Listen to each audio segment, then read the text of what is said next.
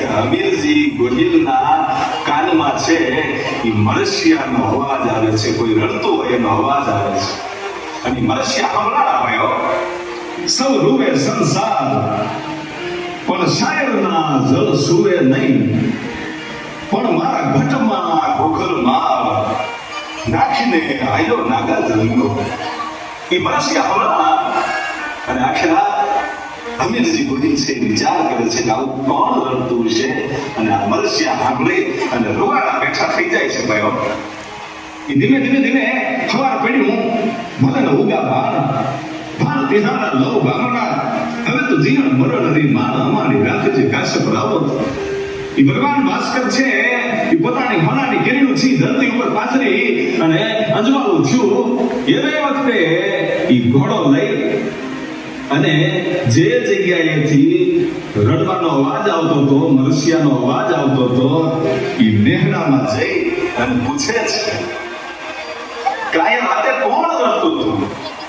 પણ માણસો સી બીવે છે, એમ થાય છે કે આ લાઠીના દરબાર છે, ગોહિલ દરબાર, અને આને આ રડવાનો અવાજ આવ્યો એટલે એને કઈ તકલીફ થઈ છે, અને જે સ્ત્રી રડતા હતા એનું જો નામ દઈશું ને તો એને કઈક સજા આપશે. તો એટલે લોકો કેવા માટે બીવે છે ને એને વખતે એક ચારણ આવ્યો છે, એ આવી એમ કે છે કે બાપ ગોહિલ, રડવાનો અવાજ મારો આવતો હે કે હા કે બાપ તને કઈક દુઃખ થયું હોય ને તો મને માફ કરજો. જોજો ચારણ જગદંબા એમ કે છે કે માં તમારું નામ શું છે? મારું નામ લાખબાઈ માં છે.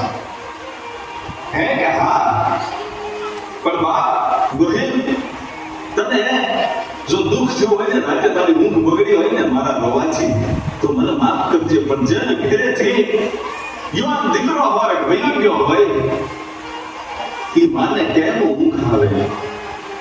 શું કામ? કે આખો સંસાર હોઈ જાય પણ દરિયાના જળ છે એ કોઈથી ડૂબે નહીં, એ તો ખખડ્યા જ કરે. એમ મારા અહીંયામાં જે આમુડા આવ્યા છે ને, આવે છે ને, એ આખી રાત મને સતાવે છે, મને ઊંઘ નથી આવતી. કારણ કે મારો એકમાં એક દીકરો નાગાજળ છે એ ગુજરી ગયો છે. હું એની ઉપર તો જીવતી હતી, એના આધારે તો જીવતી હતી બેટા. પણ તને તકલીફ થઈ હોય તો મને માફ કરજે. અને એ વખતે હમીરજી ગોહિલ છે એ ચારણાઈમાં જે લાખબાઈમાં છે એના ચરણોમાં પડી ગયો, કીધું માં મને તકલીફ નથી થઈ, પણ હું તો તમને મળવા માટે આવ્યો છું. તો બેટા મળવા આવવાનું કારણ શું? કે મારું એક કામ કરશો? કે બેટા તું કે નહીં કરું? બાપ તું કે નહીં કરું? માં લાખબાઈ માં કહેજો. અને એ વખતે હમીરજી ગોહિલે એટલું કીધું તું, માં મારા મરશિયા તમે ગાઈ દેશો? હે મારા મરશિયા ગાશો? કે હા હા બાપ ગોહિલ, તું તો હજી જીવશો ને, જીવતાના મરશિયા કેમ ગવાય?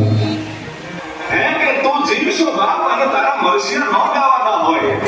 અને એ વખતે હમીરજી ગોહિલ એમ કે છે કે માં તમે જે આ ખોળિયાને ભાળો છો ને, એ ખાલી ખોળિયું છે, હવે એમાં પ્રાણ નથી રહેવાના. કારણ કે હું સોમનાથની સખાતે જાઉં છું અને ભગવાન શિવને કમળ પૂજા કરી અને મારું શિષ્ય અર્પણ કરવું છે, અને યોરોની ખોજની સામે લડવું છે. એટલે હું મારું શરીર એમ કહેવાય છે પડ્યા પછી તમારે એ રણભૂમિમાં મારા મરશિયા ગાવાના છે. માં મને તમારા મરશિયા બહુ ગમ્યા હતા. રાતે મારા રોગણા બેઠા થઈ ગયા હતા. માં સવાર પડવાની હું વાટે હતો. અને એ વખતે માં લાખબાઈમાં એમ કે છે કે માં જાનાની ખમાવું તને, અને હું તને વચન આપું છું કે જા તારા રણ મેદાનમાં જેથી તારું માથું પડશે ને, તારું ધન પડશે, તેથી હું તારા મરશિયા ગાઈશ. પણ તારે ભગવાન શિવને મસ્તક અર્પણ કરવું હોય તો કુવારા ન અર્પણ કરી શકાય. હે એવી રીતે કમળ પૂજા કુવારા ન થઈ શકે, કે તો કે તારે લગ્ન કરવા પડે. કે માં આ ખોલિયાને એક જ દિવસનો સમય છે, આ ખોલિયા માટે આ શરીરને હવે જીવન કાંઈ તો કમાઈ જવાનો છે, પણ એ મૃત્યુ પામવાનો છે. એ સાંભળીને મારી હારે લગ્ન કોણ કરશે? અને એ વખતે લાખબાઈમાં કહે છે કે મુંજાહીમાં બાપ તારા લગ્ન હું કરાવીશ હો. કે ક્યાં કે વેગડા ભીલની ઘરે એની રાજલ નામની દીકરી છે એની હારે હું તારા લગ્ન કરાવીશ એમ કહી અને માં લાખબાઈમાં છે એ વેગડા ભીલને ઘરે જઈ અને એમ કહે છે કે હમીરજી ગોહિલ સોમનાથની સખાતે જાય છે અને તારી દીકરીને એ હમીરજી ગોહિલ હારે પરણાવવાની છે.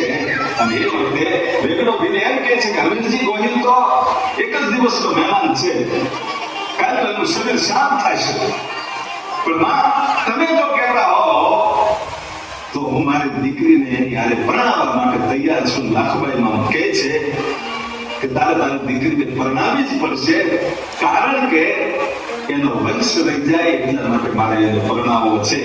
અને એ વખતે વેગડો ભીલ એમ કહે છે કે માં હું તો પરણાવી દઉં, પણ મારે મારી દીકરીને તો પૂછવું પડશે ને.